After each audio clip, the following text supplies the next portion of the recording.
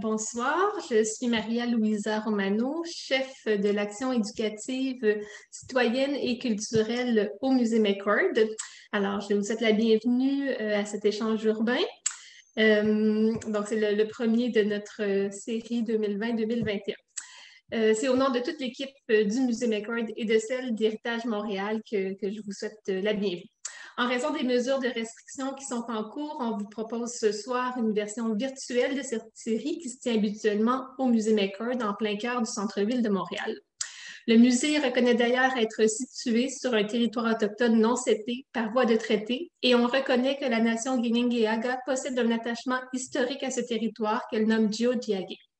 Ce territoire demeure un lieu de rassemblement pour de nombreuses nations autochtones, de même qu'il l'était pour leurs ancêtres. Nous leur rendons donc hommage ainsi qu'aux membres d'autres communautés qui pourraient être présents virtuellement avec nous ce soir. Donc, la série Échanges urbains de l'année 2020-2021 s'ouvre par une conférence intitulée « De la sauvegarde à la revitalisation quand les citoyens s'engagent ». Et nous accueillons 3 invités qui partageront leur point de vue sur la question. Natacha Alexandrov, citoyenne engagée et vice-présidente de la Société historique de Pointe-Saint-Charles. Martin Drouin, professeur au département d'études urbaines et touristiques de l'École de la science de la gestion à l'UQAM. Et Maya Vodanovic, mairesse de l'arrondissement de la Chine. C'est Taïka Baillargeon, directrice adjointe des politiques à Héritage Montréal, qui introduira et animera la discussion en français. Et celle-ci sera suivie d'une période de questions du public. Donc, pour poser vos questions, on vous invite soit à utiliser la fonction questions-réponses si vous nous écoutez sur Zoom, ou à partager vos questions sur le compte Facebook du Musée McCord ou d'Héritage Montréal.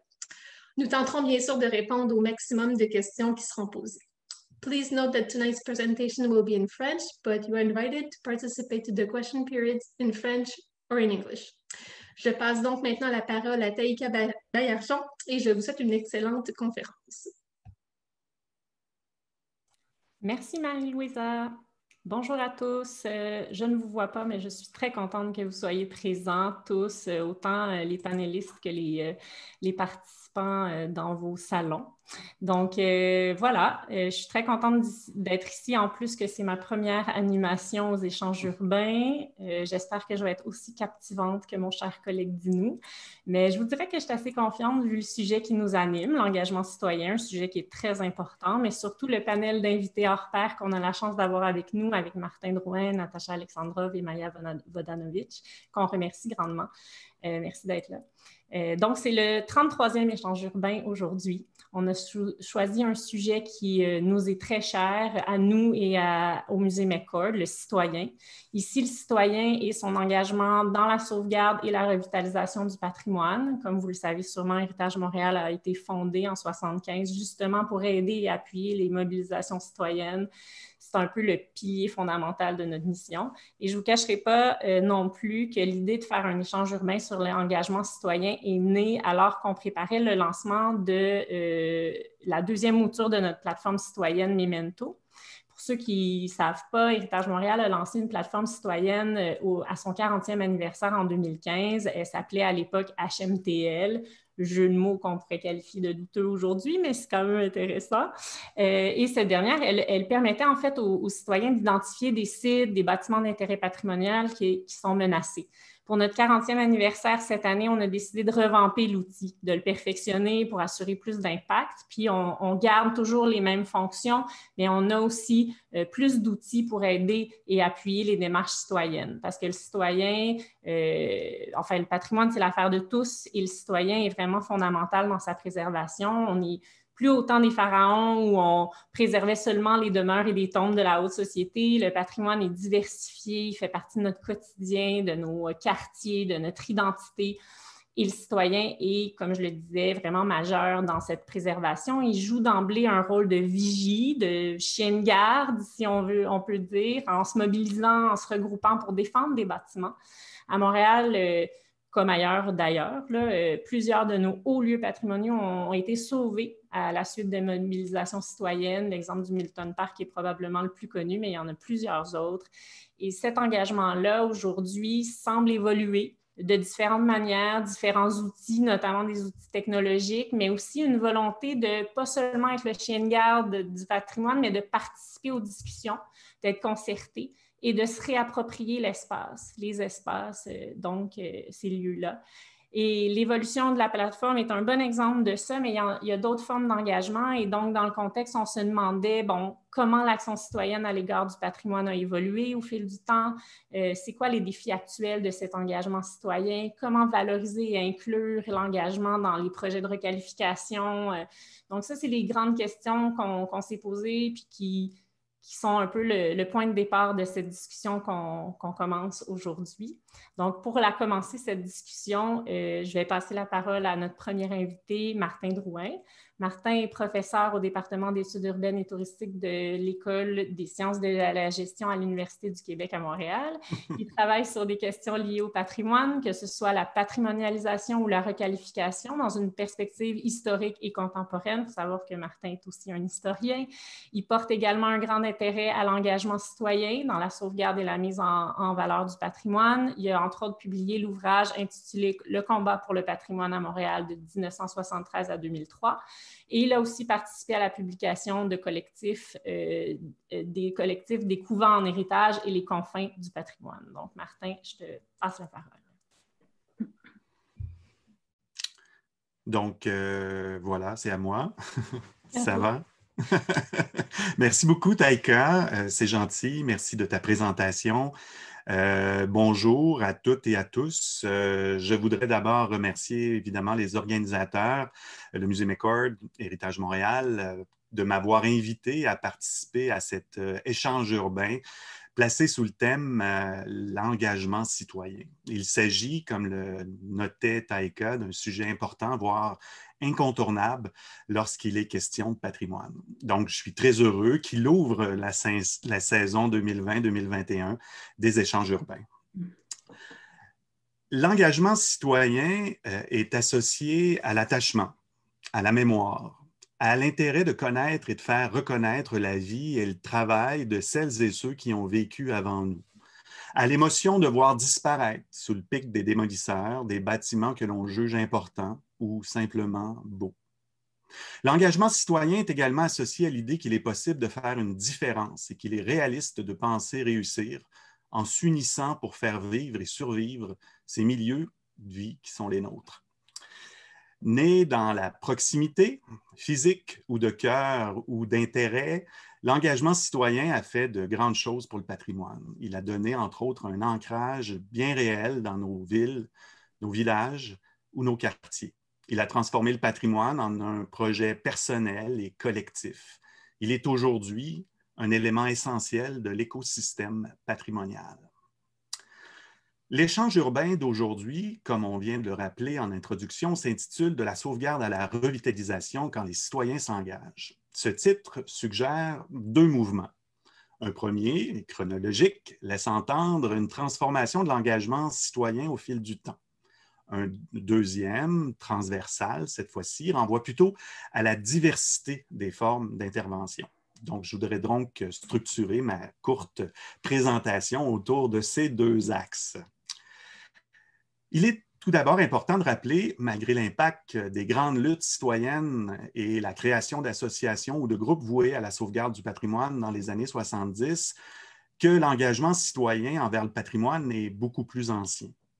Il suffit de rappeler les démarches à la fin du 19e siècle de la Société d'archéologie et de numismatique de Montréal pour sauver d'une démolition fort probable le château de Ramsay.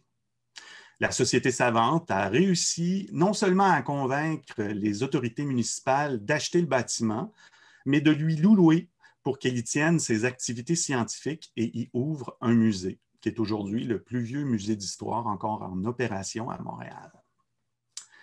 En parallèle de cet événement, c'est tout le travail des sociétés d'histoire qui ont œuvré et qui travaillent encore à l'échelle du Québec à la connaissance, à la sauvegarde et à la valorisation de l'histoire et du patrimoine qu'il faut souligner.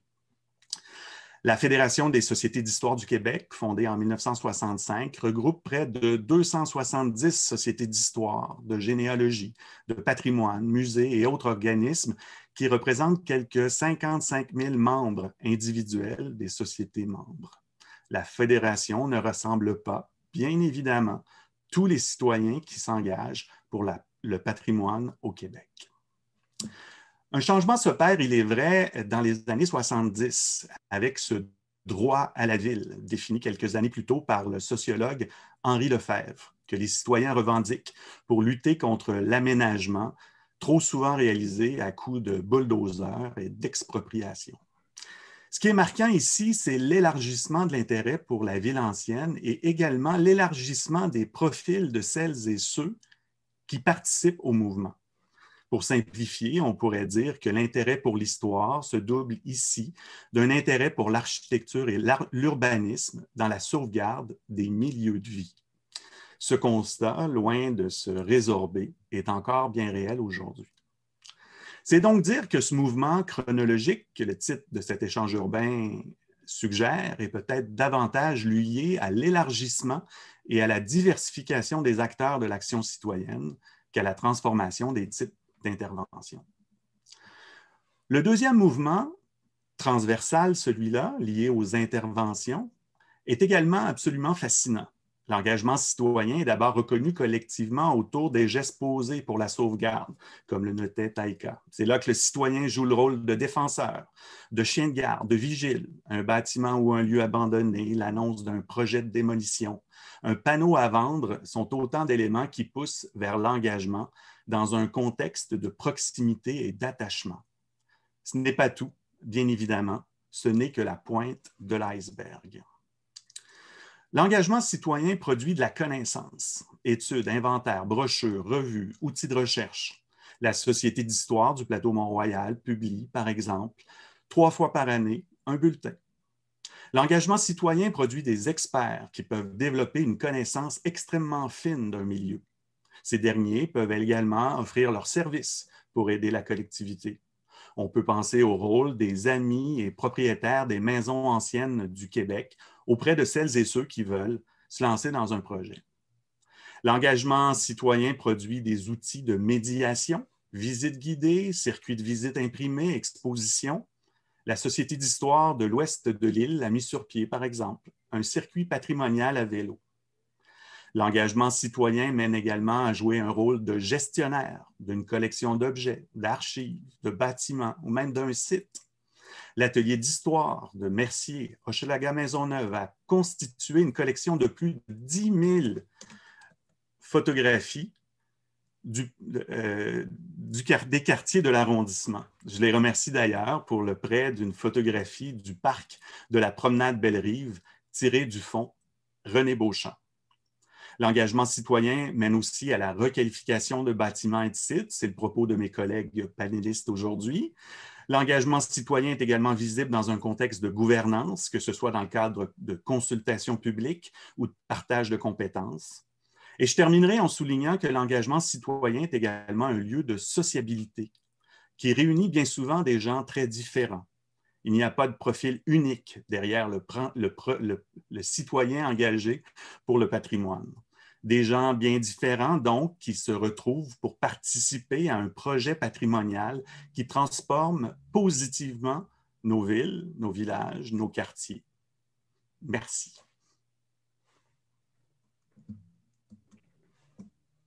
Merci, Martin. Un exposé qui nous montre vraiment bien la diversité. On dirait qu'on l'oublie. On a tout le temps cette image très claire du chien de garde, justement, qui est très bien, mais on voit à quel point c'est très, très diversifié.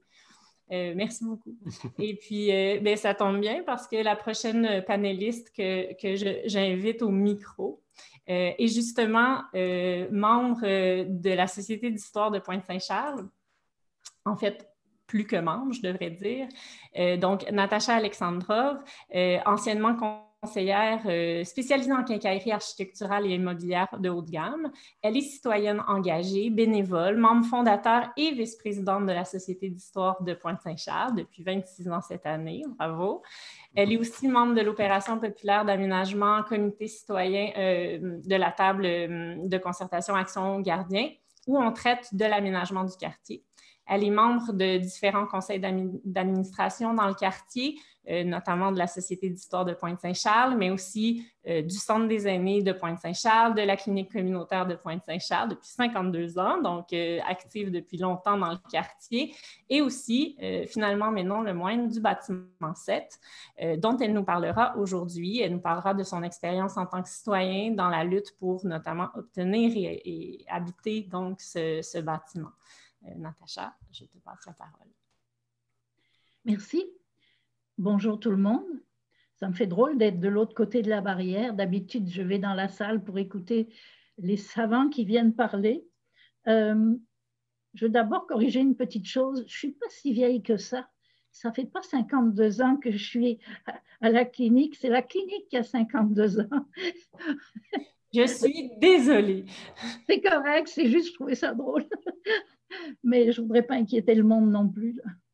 Moi, je vais vous parler, parce qu'on est à Pointe-Saint-Charles, puis Pointe-Saint-Charles, ça fait toujours des choses un peu bizarres, puis hors de l'ordinaire.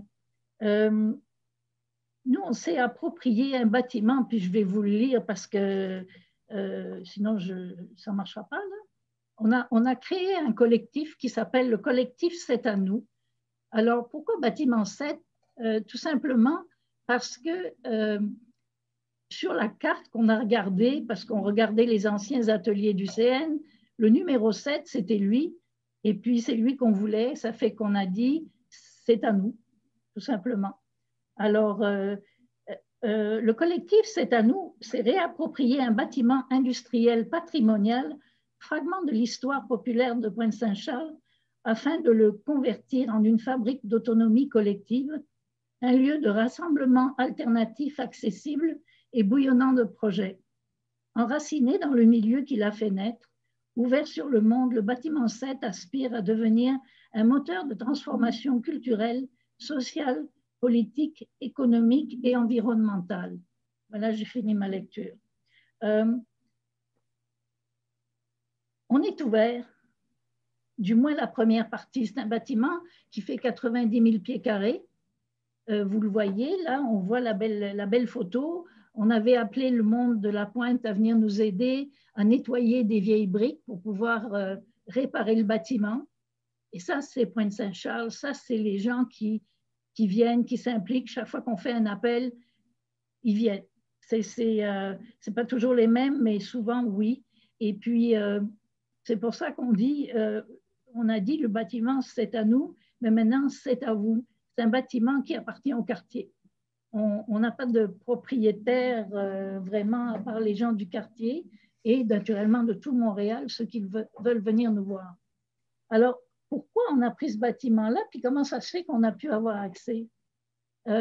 Pointe-Saint-Charles, ça a été tout à fait au début un territoire occupé au printemps et à l'automne par des Autochtones qui venaient y chasser l'oie et pêcher dans le fleuve Saint-Laurent. C'était des terres inondables. L'habitation a commencé en 1659 quand les Sulpiciens et puis toutes les sœurs de Montréal sont venues installer des fermes pour pouvoir nourrir les pauvres et puis se nourrir elles-mêmes. Alors, ça a été vraiment un endroit où il y avait des fermes. De temps en temps, les Autochtones, ils n'étaient pas trop contents, ils en tuaient un ou deux, mais ce n'était pas trop pire, ça s'est quand même bien passé. En 1825, on a construit le canal de la Chine. Puis là, ça a été le début de l'industrialisation de tous les quartiers qui étaient au bord des écluses, parce que c'est là qu'on a installé les industries à cause du pouvoir de l'eau. Alors, naturellement, l'industrialisation du Canada a commencé le long du canal de la Chine. C'est important parce que c'est un petit quartier qui n'a pas toujours été bien vu, mais il y a beaucoup de choses qui se sont passées là. Il y a eu la construction des ateliers du Grand Tronc, où se trouve le bâtiment 7, en 1952. De 54 à 59, on a construit le pont Victoria, parce qu'il fallait que les trains passent par le Canada pour aller dans le Canada. Sinon, ils étaient obligés de passer par les États-Unis. Alors, ça a été à l'époque la 8e merveille du monde, et il a les pieds à Pointe-Saint-Charles, là, juste, il arrive là. en 1959-70, il y a eu l'ouverture de la voie maritime, ce qui a fait que Pointe-Saint-Charles a perdu le passage des bateaux.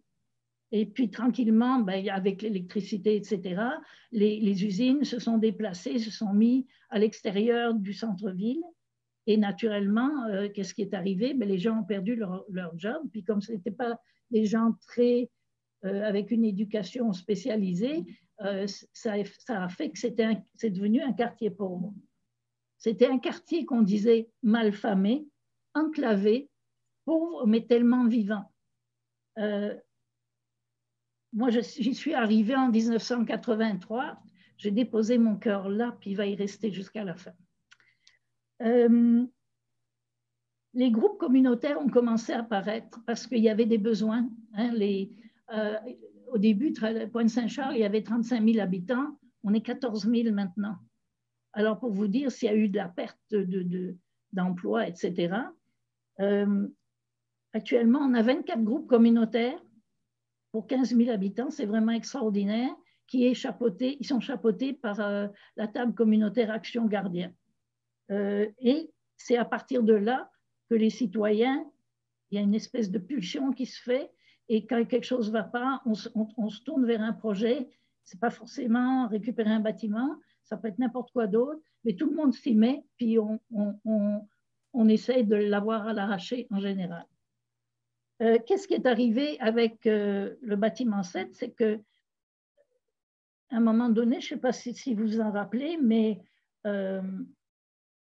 on a eu un casino qui a voulu s'implanter à Pointe-Saint-Charles. Et puis, naturellement, tout le monde a fait des levées de boucliers, puis on a dit non, il n'en est pas question. Et on a fini par gagner, avec l'aide de la DRSP. Là, je veux dire, on n'a pas fait ça tout seul, mais il y a eu je ne sais pas combien de milliers de signatures. Tous les gens de Montréal, ce n'est pas juste Pointe-Saint-Charles, là, tout le monde a été avec nous et on a gagné notre point.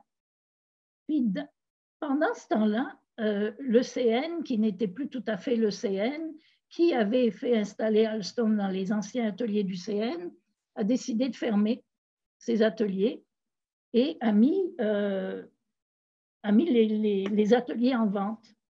Alors, nous, quand on a su ça, bien, on s'est dit, OK, il faudrait qu'on achète le terrain, mais naturellement, c'était beaucoup trop cher. Même la ville ne voulait pas le faire.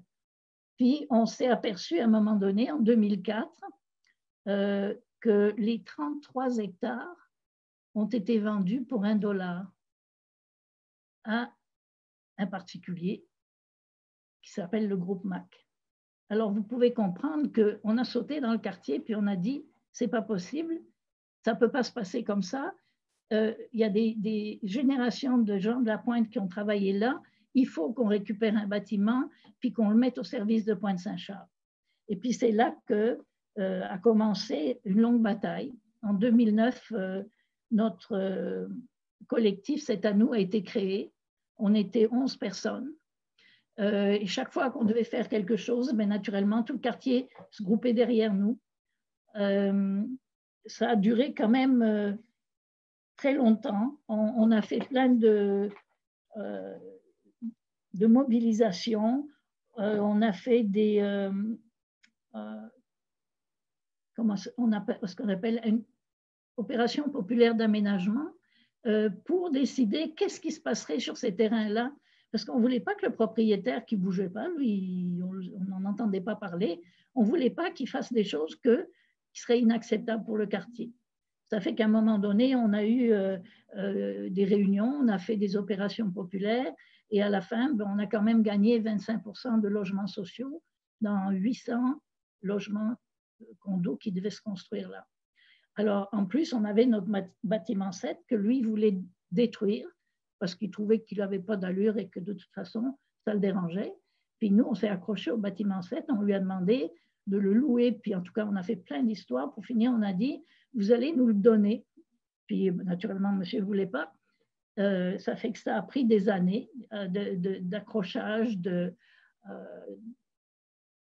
d'essayer de toutes les façons, en passant par l'arrondissement aussi, parce qu'il faut dire que on avait quand même des gens à l'arrondissement qui nous suivaient puis qui nous soutenaient. Alors, on a fait la cession du bâtiment, verbalement, a été faite en 2012. On a eu les clés en 2017. Alors, je ne sais pas si vous voyez un peu le temps qu'on a. On a vraiment travaillé comme des forçats là, dans un bateau avec pas de lumière. C'était vraiment pas très drôle. Mais on l'a fait en se disant, tout le monde nous disait, pourquoi vous faites ça? Vous n'y arriverez pas, ça ne marchera pas, vous êtes complètement dingue. Et puis, ben, écoutez, ça a marché. Alors, actuellement, on a le premier tiers du bâtiment qui est en marche.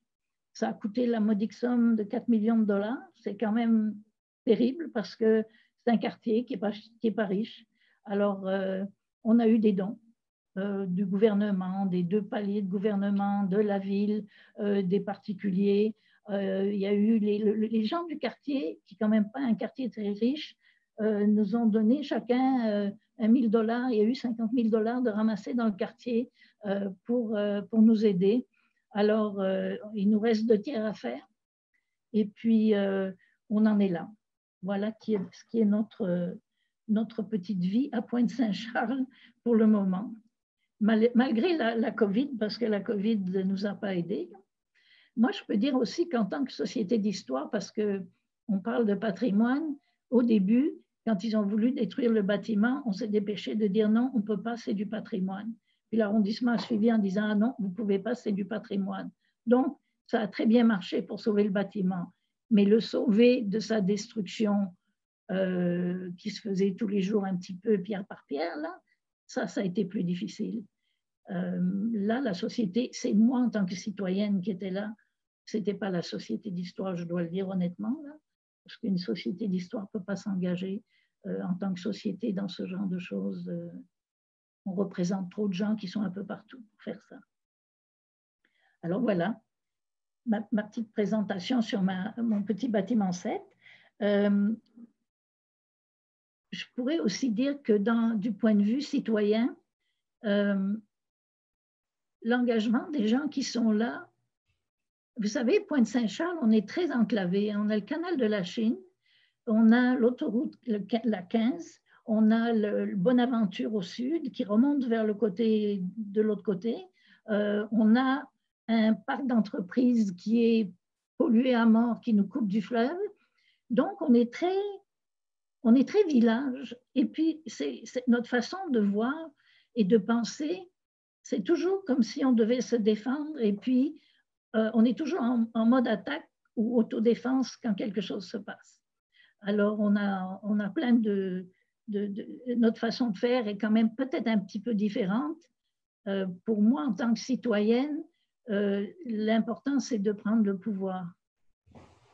Alors, si je suis face à quelqu'un qui ne veut pas céder, je dois le convaincre que j'ai du pouvoir et puis que lui, il n'en a pas autant que moi, quelle que soit sa fortune ou ses connaissances ou n'importe quoi. Moi, je représente mon quartier et j'ai ce pouvoir-là de pouvoir le faire. Et c'est la force des gens du quartier d'avoir cette espèce d'instinct-là.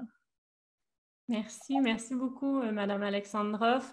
Je pense que Madame Vodanovic va aller dans le même sens sur plusieurs points.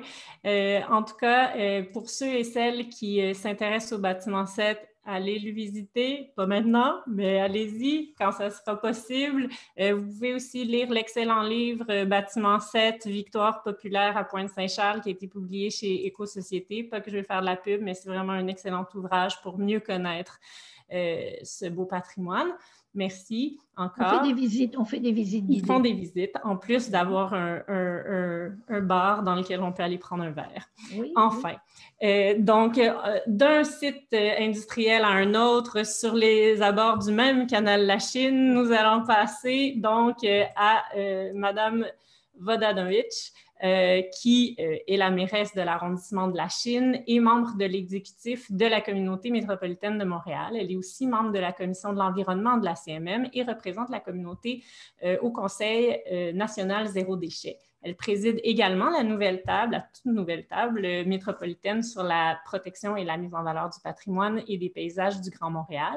Elle se mobilise notamment pour la dépollution de nos cours d'eau et la protection de notre héritage naturel et culturel. Elle supervise actuellement la transformation de la Chine Est, une énorme friche urbaine de 60 hectares qui sera transformée en écoquartier du 21e siècle. C'est de ce projet-là dont elle va, je pense, notamment nous parler, je pense principalement nous parler, ce projet qui a comporté plusieurs défis. Donc, bien hâte de vous entendre, Madame Vodanovic. D'accord.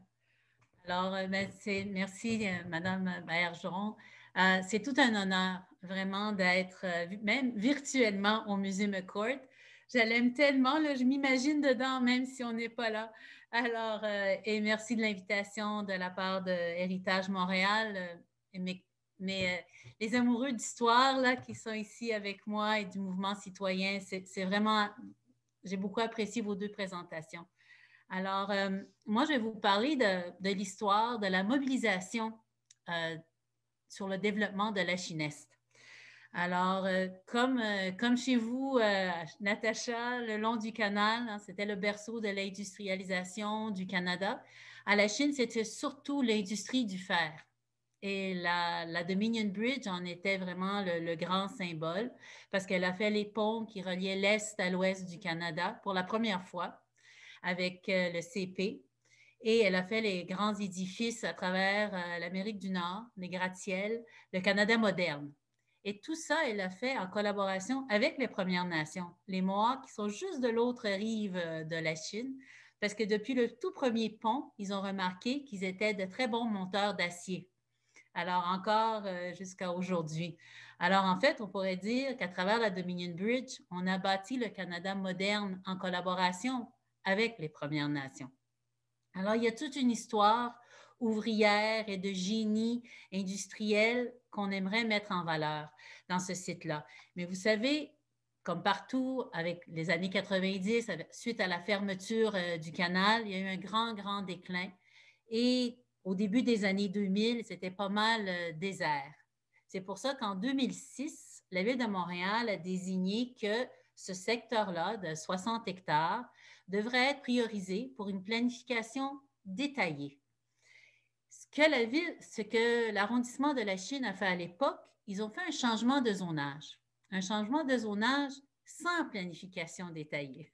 Alors, ils ont dit, bien, ça va être haute densité, ça ne sera plus industriel, ça sera résidentiel mixte, mais il n'y avait pas de zone pour les écoles, de zone pour des pôles civiques. Il n'y avait pas d'études patrimoniales qui disaient on devait conserver ci ou ça. Alors, il faut dire problématique. En 2013, je suis élue conseillère d'arrondissement. Conseillère, ça n'a pas beaucoup de pouvoir. C'est un peu comme vous, Natacha, une citoyenne engagée, mais qui est un peu plus proche du pouvoir parce qu'elle peut parler aux maires et aux autres et a un pouvoir d'influence.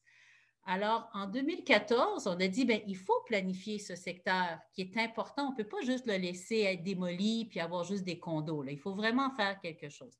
Alors, on lance le processus pour un PPU. Hein? Mais le processus est arrêté. On avait consulté la population, on a consulté la communauté, mais après quelques mois, c'est fini.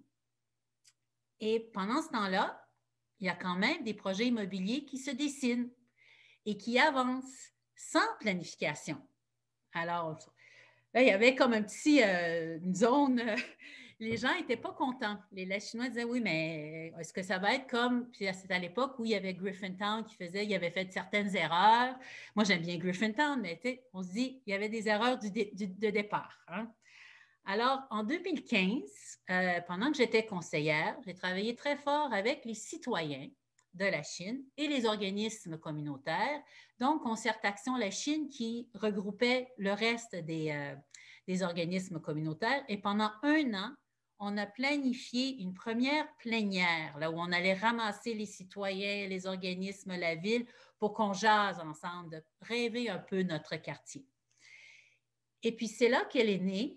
En 2015, durant cette plénière, un organisme qui s'appelle Imagine la Chine Est. Il y avait déjà des mouvements. Moi, je rencontrais les gens. Ah oui, les voilà. Les voilà, vous l'avez mis au bon moment.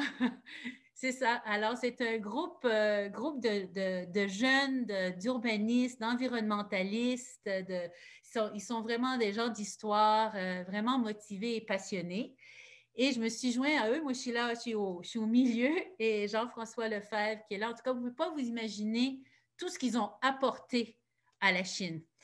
Donc, je vous dirais le tramway. Ils sont beaucoup responsables d'avoir poussé pour cette idée-là. Alors, en 2017, je suis élue mairesse et ça donne que comme mairesse, je peux donner encore plus de pouvoir aux citoyens. Parce que le PPU, il n'est pas encore fait. Je suis élue mairesse, mais je n'ai pas le pouvoir de faire un PPU.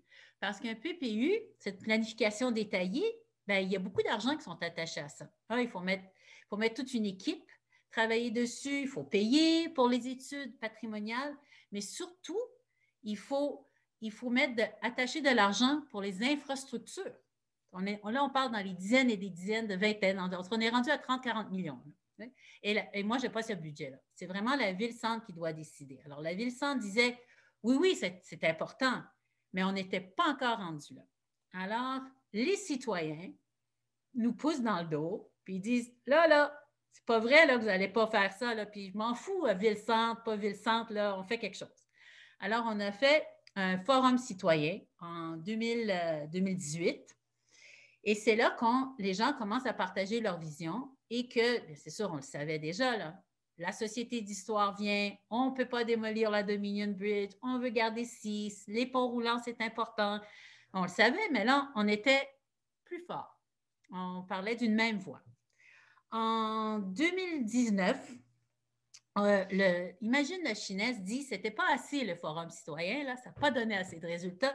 Nous, on va en faire un autre. On va parler du tramway, on va parler de tout ce qu'on veut, on va parler de changement climatique. Là, on a 60 hectares, là, on peut faire quelque chose de vraiment bien. Puis si on est tous ensemble, puis on est fort, bien, on va faire quelque chose de bien. Alors, ils invitent d'eux-mêmes Alan Yount, qui est le président des écoquartiers de la France. T'sais, il est élu à Strasbourg, mais il préside la commission des écoquartiers. Puis il y en a des centaines en France. Alors, il est payé par les citoyens venir nous enseigner. On l'écoute. Moi, je suis complètement bouleversée par ce qu'il a à dire. Et lui est complètement bouleversé parce qu'il voit une salle, un auditorium plein de citoyens qui sont là et qui disent qu'ils veulent un quartier qui leur ressemble. Pas nécessairement juste pour le logement social ou pour la préservation. Ils disent, regarde, on a une chance de bien faire les choses, faisons bien les choses. Et il dit, vous avez la chose la plus importante pour faire cet écoquartier que vous voulez, c'est la mobilisation citoyenne et vous l'avez. Et nous, en France, on aimerait faire comme à Montréal. On n'est pas aussi bon dans cette mobilisation. Alors, il m'a invité à Strasbourg. Je suis allée visiter et tout. En tout cas, peu importe, ça, c'est pas la chose la plus importante. Quand je suis revenue, je me suis assise avec la Ville de Montréal, avec Robert Baudry, qui est à l'urbanisme, et on s'est dit, bon, ben, vous voulez qu'on fasse un écoquartier? Vous voulez qu'on fasse quelque chose de bien? Bon, ben, on y va. Mettez l'argent sur la table, mettez les ressources nécessaires, puis let's go. Alors, il mandate l'OCPM. Moi, je n'ai pas le droit de mandater l'OCPM. C'est juste la Ville de Montréal. Alors, on y va et pour la première fois, l'OCPM, l'Office de consultation publique de Montréal, fait une intervention en amont. Il n'y a pas de plan encore. Là. Oui, il y a comme quelque chose qui avait déjà commencé sous l'ancienne administration, mais le reste à faire. Alors, comment on va faire, comment on pourrait, comment dire, les gens qui sont venus avec quarantaine de mémoire et les gens étaient très, très motivés de voir ce développement-là et voulaient y participer. Alors, l'OCPM a dit, une des choses les plus importantes qui est sortie, c'est oui, la protection du patrimoine, mais la gouvernance partagée. Comment qu'on garde, oui, les citoyens viennent à une consultation, mais comment les garder engagés et impliqués tout au long du processus jusqu'à temps qu'on crée le plan. Pas juste montrer un plan puis dire oui, on aime la couleur, on n'aime pas la couleur, on veut changer de rue. Là. Les mettre au début. Alors, comment on va faire ça? Alors, on était tous en train de, oh boy, comment qu'on va faire ça? On s'est assis avec la ville, avec les promoteurs, avec les organismes. Et on a trouvé une structure qui s'appelle l'Atelier La Chineste. Je ne sais pas combien de temps si j'ai passé trop de temps, j'arrive. Alors, l'Atelier La Chineste, c'est une combinaison des urbanistes de la ville-centre, de l'arrondissement, des experts. Alors, il y a l'Université Concordia qui est là, McGill, Ouranos, EXO, tout le monde est autour de la table, tout enregistré sur Zoom. Tout le monde se parle pendant des heures. Et d'ailleurs, on en a fait 9 ateliers ensemble pour bâtir quelque chose. Puis là, ça commence à se bâtir. Là. On est tout en train de bouger avec des petits papiers. Puis Taïka est là aussi avec nous.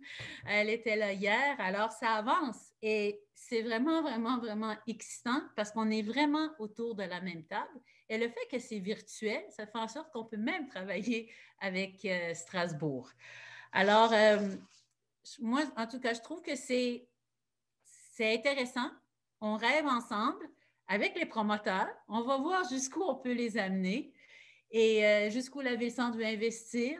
Et c'est sûr que le tramway, ça, c'est le game changer. Et je pense que si on reste tous mobilisés, bien, on va avoir notre écoquartier inspiré de l'héritage fantastique qui a été à la création du 20e siècle du Canada moderne. Mais on va recréer le long du canal, Natacha, le Montréal du 21e siècle. Voilà. Bon, bien moi, je me sens en très bonne main entre vous deux, mesdames. À mon écran, je suis entre vous deux. Je trouve ça fabuleux. C'est un beau moment. Merci beaucoup, Madame la mairesse. Donc, on peut commencer cette discussion plus ouverte pour les dernières 20 minutes qui nous restent.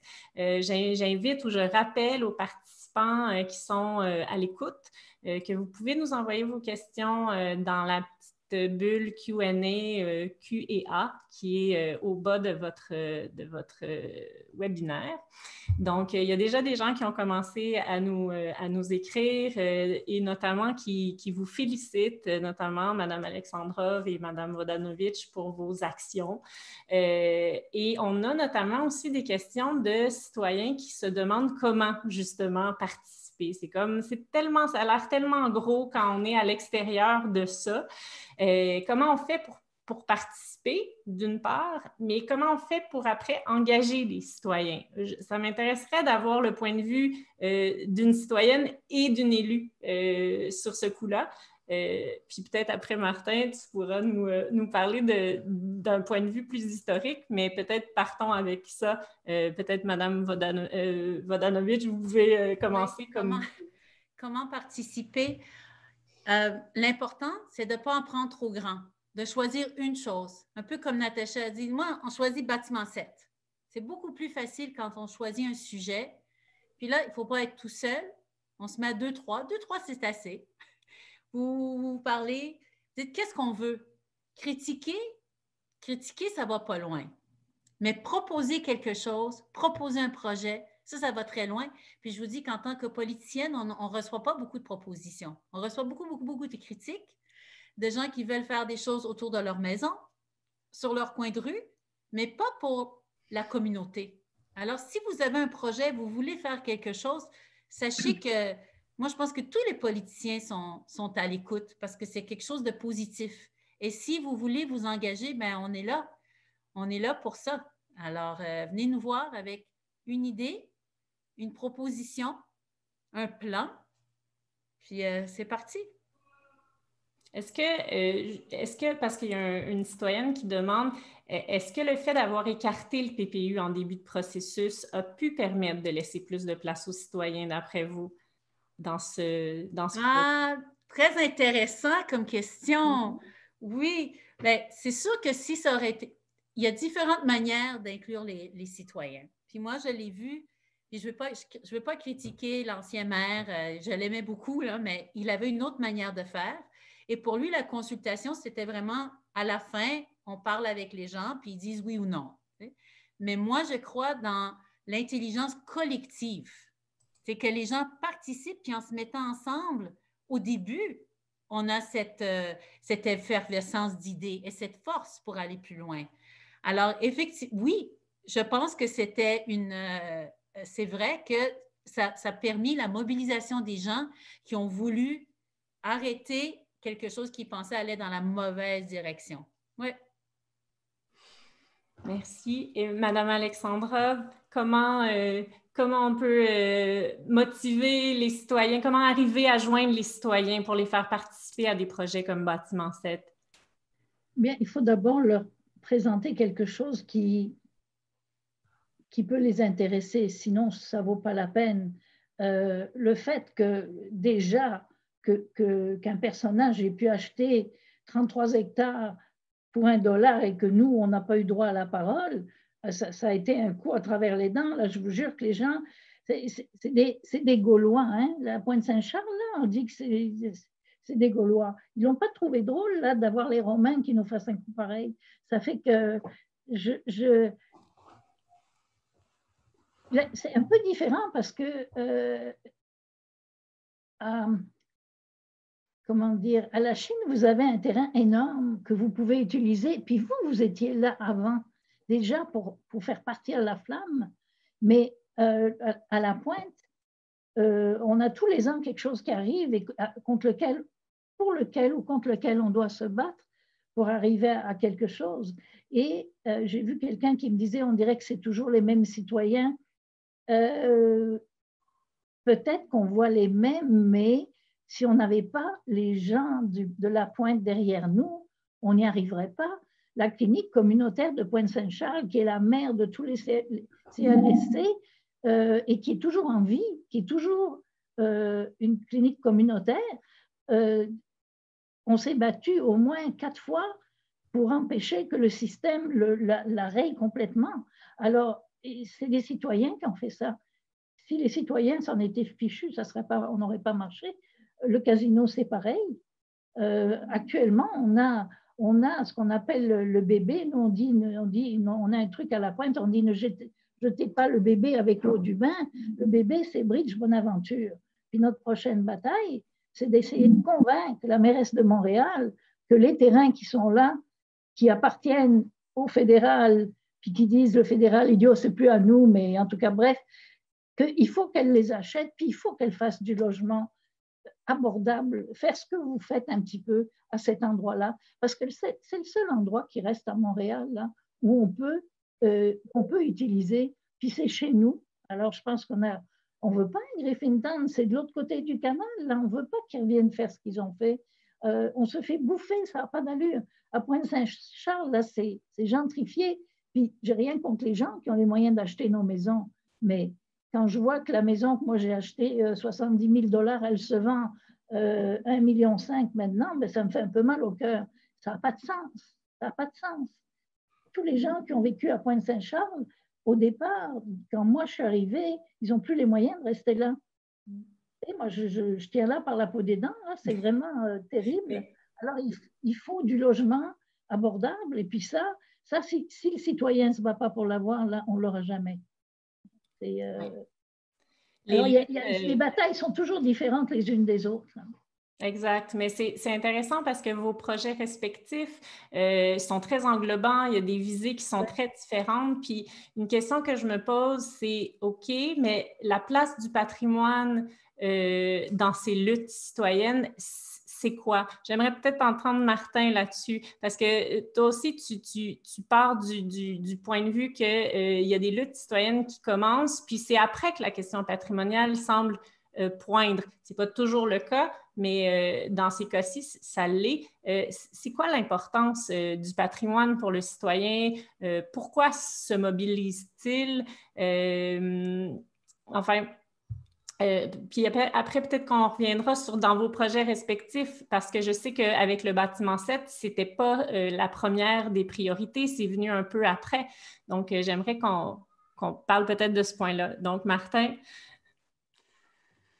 Bien, qu'il soit là ou qu'il ne soit pas là au début n'a pas tellement d'importance, mais c'est l'idée à un moment donné de réaliser que finalement, le milieu, parce que l'idée de l'engagement citoyen part de la proximité, de l'attachement. Puis il y a bien des gens qui vont regarder, par exemple, le bâtiment 7 et dire, ben, c'est pas du patrimoine, mais c'est pas important, on réalise qu'il est là, qu'il fait partie de cet environnement qu'on aime, qu'on apprécie, et c'est en cours de route là, qu'on développe un attachement, puis on se dit, dans le fond, il correspond c'est peut-être pas un monument historique, une maison, une villa du Golden Square Miles, mais peu importe, c'est pas ça qui est important. C'est l'investissement de sens qu'on met là-dedans, puis de se dire, on est autour d'un bâtiment qui a été construit à une époque, qui répond à la présence ouvrière du quartier, à l'histoire du quartier.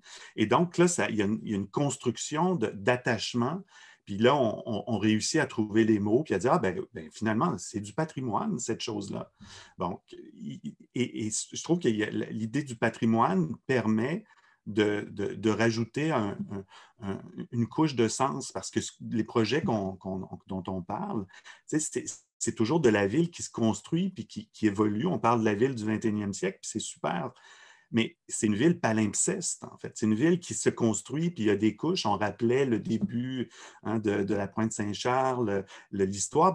Oui, et donc on a mis de côté ces projets de tabula rasa où on recommençait en neuf. Il faut faire de l'intégration, il faut prendre des morceaux puis construire tout ça. Puis je pense que le levier patrimoine est un beau levier pour rattacher ces projets-là, puis de faire naître l'attachement citoyen autour de lieux qui ont vécu, en fait, qui sont plus vieux que nous, plus vieux que la clinique et qui sont là et qui vont être encore là demain, après nous. Et ça, je pense qu'il y a quelque chose de fondamental dans cette idée-là du patrimoine, au-delà des valeurs. Il y a quelque chose, il y a un attachement. Et ça, c'est beau de dire, il y a la gang qui vient nettoyer des briques. Il y a quelque chose là qu'on ne peut pas faire avec un bâtiment qu'on construit neuf par un architecte international. Là, on est capable parce que c'est du patrimoine. Bien dit. Merci, Martin. Je vois que Mme Alexandrov a vraiment quelque chose à dire. Allez-y.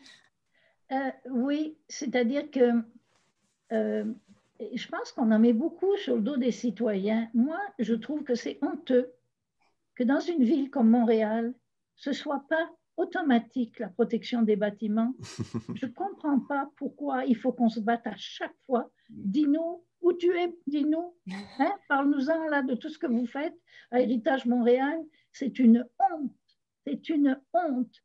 Alors, moi, quand je suis arrivée dans le quartier avec la Société d'histoire, j'ai fait faire le tour du quartier à des gens qui habitaient là depuis des générations. Puis je leur ai dit, mais c'est beau votre quartier. Ah oui. Puis quand j'ai commencé à leur montrer les détails architecturaux, ah oui, mais on n'avait jamais vu ça. Puis là, ils se sont ouverts tout d'un coup. Mais on ne peut pas demander à ce monde-là de protéger des choses. D'abord, ils ont juste le moyen de survivre eux-mêmes. Là. Je pense que le fait qu'ils puissent arriver dans un truc comme le bâtiment 7, les anciens ateliers du CN, du point de vue architectural, industriel, c'est extraordinaire. Il n'y a pas un bâtiment qui est pareil. D'ailleurs, il y en a un qui est parti au feu, le plus beau de tous, là. Ça nous a arraché le cœur. Mais on en a sauvé un. Mais les autres en arrière, on ne sait pas. Ouais. Merci. Madame Vodanovic, peut-être? Oui, je vais dire rapidement. Moi, je pense qu'à Montréal, on n'est pas assez conscient de la richesse historique qu'on a. Vraiment pas. Comme moi, je suis historienne de l'art. J'arrive à la Chine, on a des musées. Puis j'ai appris il n'y a pas très longtemps qu'on a la maison la plus vieille de Montréal, le poste de traite de fourrure qui est tout près de la Chinesse. Je ne le savais pas. Puis il n'y a pas de pancarte nulle part. C'est la plus vieille maison et on a un entrepôt de fourrure, puis on passe devant.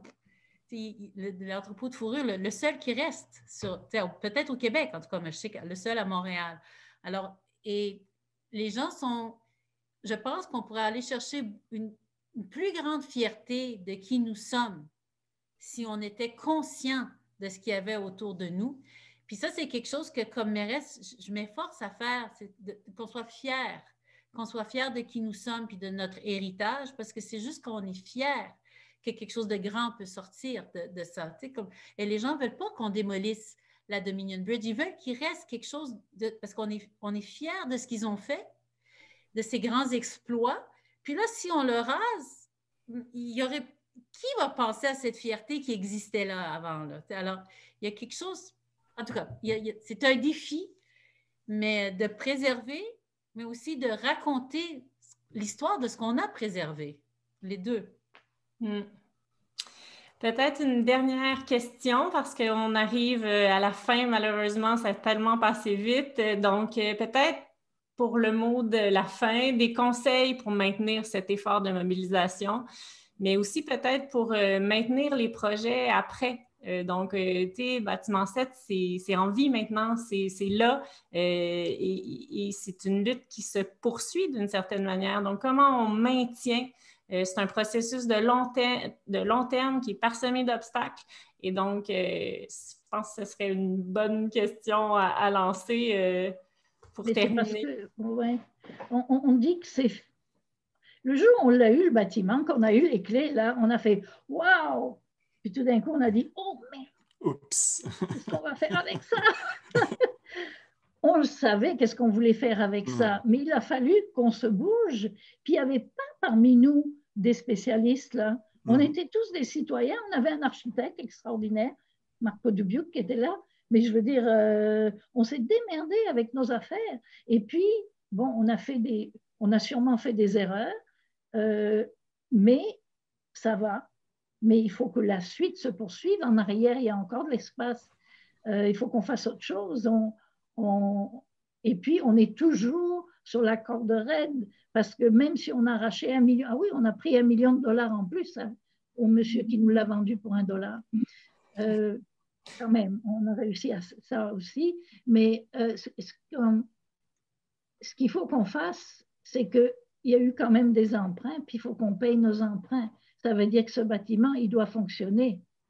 Et le problème, c'est qu'avec la COVID, ça marche sur une patte, notre affaire, là. Hein, je veux dire, on ne peut pas recevoir les gens.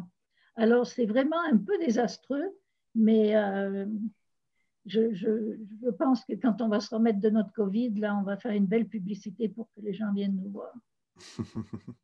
On vous donnera un coup de pouce. Merci. Madame Vodanovic? Oui. D'ailleurs, dans mon agenda, j'ai une visite au bâtiment 7, là, pour votre coopérative d'alimentation. Mais c'est toujours, on est toujours au début de quelque chose. Hein. On est content, comme quand on a eu le PPU, quand la Ville-Centre a dit oui, on dit « Ah, chose est réglée. Oh non, ça fait juste commencer. » On arrive au CPM. « Ah, super. Oh my God, plus de travail. » Maintenant, on fait le PPU. Mais mon Dieu, c'est pas fini. C'est vraiment pas fini. Alors là, l'atelier La Chinesse qui était fait juste pour gouverner le PPU, mais maintenant, on va le transformer pour mobiliser les gens et garder ça vivant. Comment on va le faire? On ne le sait pas encore. Mais tous ceux qui veulent participer sont les bienvenus pour assurer la suite parce que le combat est éternel. Oula, oui. Imaginons La Chinesse, vous savez où aller si vous voulez participer.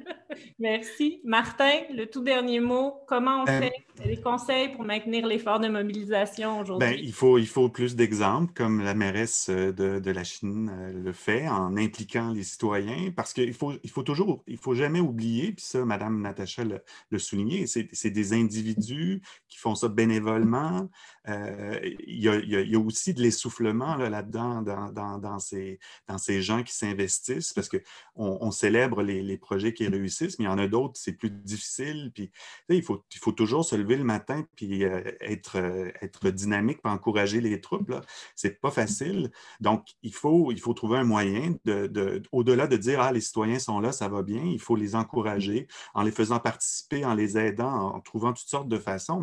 Mais c'est sûr qu'un projet, il y a toujours des individus qui font ça bénévolement derrière ça. Donc, ça, il ne faut jamais l'oublier parce que c'est du temps, c'est partir le soir. Là, avec Zoom, on fait moins de... C'est l'avantage des Zooms. Là. On peut rester à la maison puis surveiller les enfants d'un coin de l'œil. Mais c'est ça, c'est partir le soir, c'est assister à des réunions, c'est discuter, puis tu reviens, puis tu es fatigué, puis tu pars travailler le matin. Donc, il faut trouver une façon d'encourager tout ça puis de les soutenir si on veut qu'ils continuent à participer, ces citoyens. Ouais, un grand merci à tous nos bénévoles. Des heures et des heures, oui, c'est ça. Exact. C'est des heures, là. Oui. Et c'est des heures de personnes qui, à un moment donné, leur santé en prend un coup parce que Ben oui. ils font des 90 heures par semaine, là. Puis quand ils sont payés pour 15 heures. Fait que c'est pas juste. C'est Non, très, effectivement. très injuste. Tout à fait. C'est juste, mais ça vaut quand même la peine. On a des résultats remarquables. Merci à tous ces bénévoles, je le répète. On va être obligé de se quitter. Merci encore à vous, les panélistes qui avez accepté avec beaucoup, beaucoup de générosité de participer. C'était fantastique, c'était très intéressant. Merci au McCord qui accueille et qui fait cet événement. Merci à tous les participants qui nous ont écoutés. Je vous invite à poursuivre avec nous dans un prochain échange urbain qui se tiendra en janvier, qui va porter sur l'aménagement et la santé. C'est un peu la suite d'un hors-série qu'on avait fait cet été. Donc, si ça vous intéresse, aménagement et santé, la rue, le quartier, la métropole, le 27 janvier, c'est un rendez-vous. Puis, je vous laisse à vos soupers et vos soirées respectives. Merci beaucoup. Merci tout le monde. Au revoir. Bye bye. Au revoir. Très agréable. Merci.